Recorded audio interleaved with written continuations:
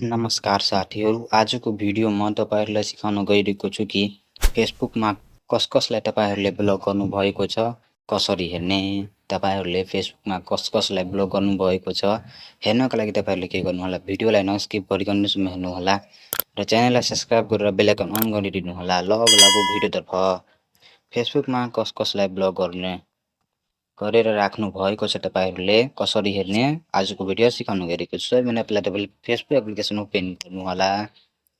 Facebook application open गरिसकेपछि तपाईहरुले यहाँ माथि तीनवटा लाइन हेर्न सक्नुहुन्छ। तपाईहरुले यहाँ माथि तीनवटा लाइनमा क्लिक गर्नुहोला। तपाईहरुले यहाँ माथि तीनवटा लाइनमा क्लिक गरिसकेपछि तब तपाईहरुले यहाँ हेर्न सक्नुहुन्छ सेटिङ एन्ड प्राइभेसी अप्सन रहेको छ, यहाँ क्लिक गर्नुहोला।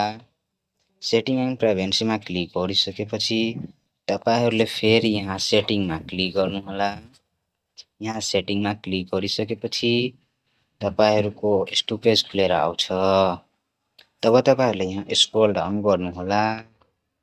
यहाँ स्क्रोल डाउन गरिसकेपछि तपाईहरुले यहाँ हेर्न सक्नुहुन्छ ब्लकिङ अप्सन रहेको छ, ब्लकिङ अप्सनमा क्लिक गर्नुहोला।